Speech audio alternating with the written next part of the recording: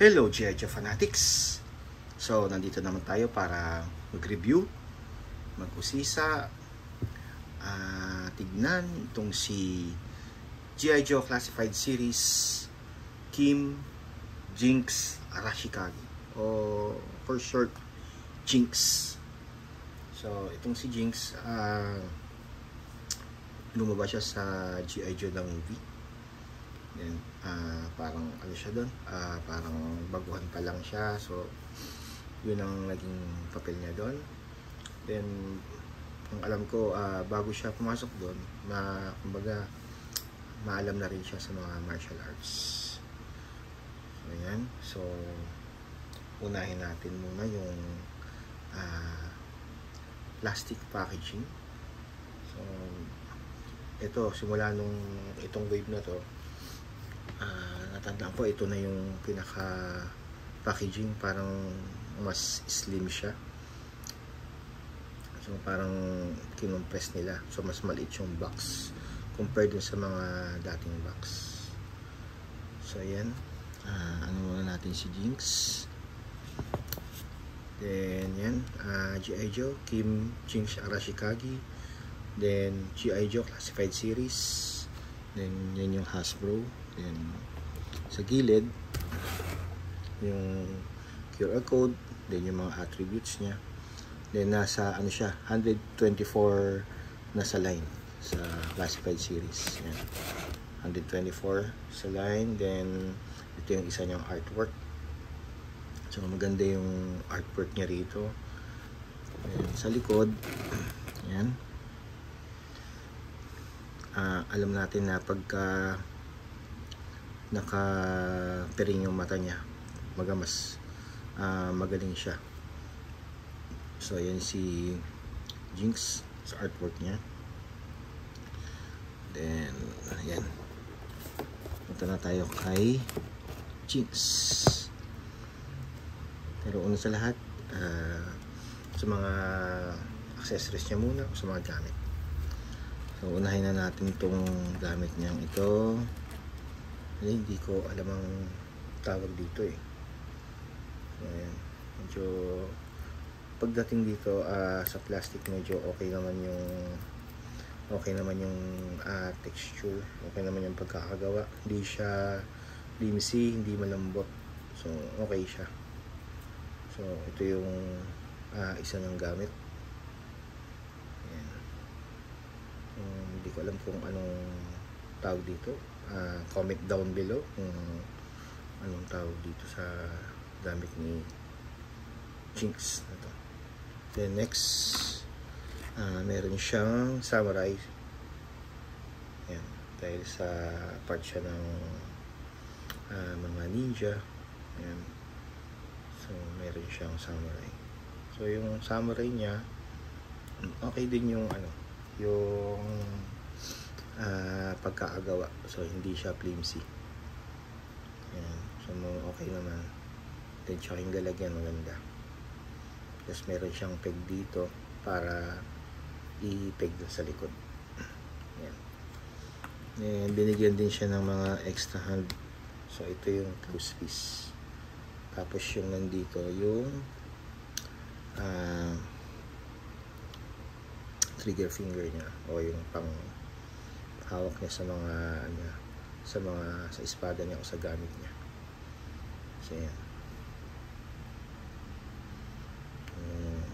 extra piece niya. Then ito, yan, nilagyan siya ng extra head sculpt kung sakaling naka ninja mode siya. Ayan. So okay naman, ganda rin naman. Kumbaga may extra siya. Sorry. The next yung pang pairing niya. Ayan. Ito yung pairing niya. So ginawang black. Sa sa cartoons, red ata siya. Red o white, hindi ko na matandaan. Pero hindi siya, alam ko hindi siya black. Then punta tayo kay Jinx. Yan. Pagdating kay Jinx, pagdating sa head sculpt, okay na okay siya. So maganda. So may pagka ano to si Jinx eh. May pagka Asian. Asian yung ano niya, yung pagka figure niya. So yan si Jinx. Then dito meron siyang parang dragon ball dito. Yan. Sa damit niya. And dito meron siyang mga tattoo. So ang ganda ng tattoo niya. Buhay na buhay yung tattoo niya dito. Parang mga ano siya, siyempre sa mga Japan, yan. Or sa mga Chinese. Sa kabila wala. Then ito may ano siya, may pagdating sa damit niya okay naman din. Yan, halos puro ano siya, puro red color niya. Okay naman. So pagdating sa articulation, ito meron nga rin pala siyang ano rito, parang pintas na dito. Ayan, pintas. Then pagdating sa articulation, ayan, sa head rotation, ayan, tingin sa taas, tingin sa baba. So okay naman pagdating sa head rotation. And sa T-pose, ayan, okay naman yung T-pose din niya.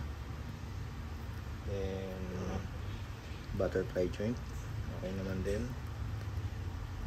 So meron siyang butterfly joint.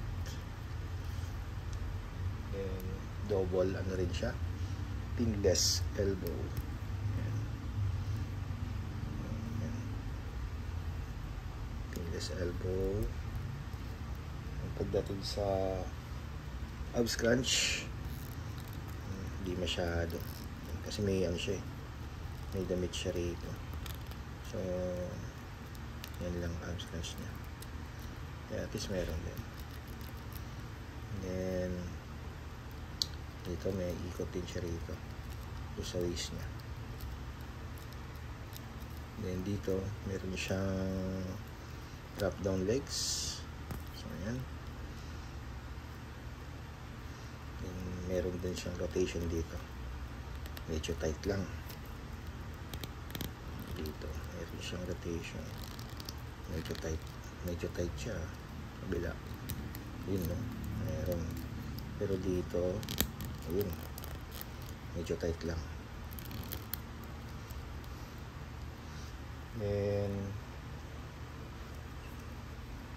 ano rin siya, double pinless knee joint. So yung gandun lang siya, hindi katulad ng mga ibang Joes na GI Joe na, kasi ano eh, meron siyang ano rito sa gabal dito, so hanggang dito lang ano niya, kanya. So, pero ano siya, pinless na rin. Then pagdating dito sa yun, dito may rotation siya rito, boot rotation. Then sa ankle rocker niya, so okay naman. Tapos yan, yan, yan, hanggang dito lang kasi meron din siyang ano rin. Yan si Jinx. So okay na okay. Yan, subukan nga natin itong ilagay yung ano niya. Ito muna, subukan natin itong isang head sculpt niya. Yan. Yan. Okay din naman, kaso siyempre hindi natin prepared na hindi kita yung mukha niya eh. Siguro sa display mas maganda pa rin yan, diba? Then siguro ilagay natin ito kahit na hindi kita yung mata niya. So okay na okay.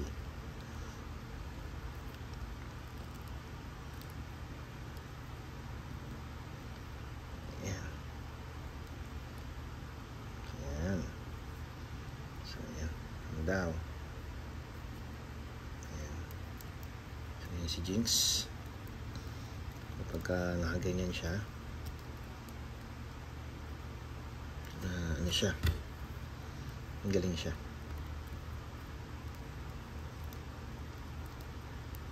Ano lang natin, tools lang natin. Ayan. Medyo ano lang, mahirap lang patayuin mga ganito kasi malilit yung mga paa. So pagdating sa pag pinatayo, ang hirap.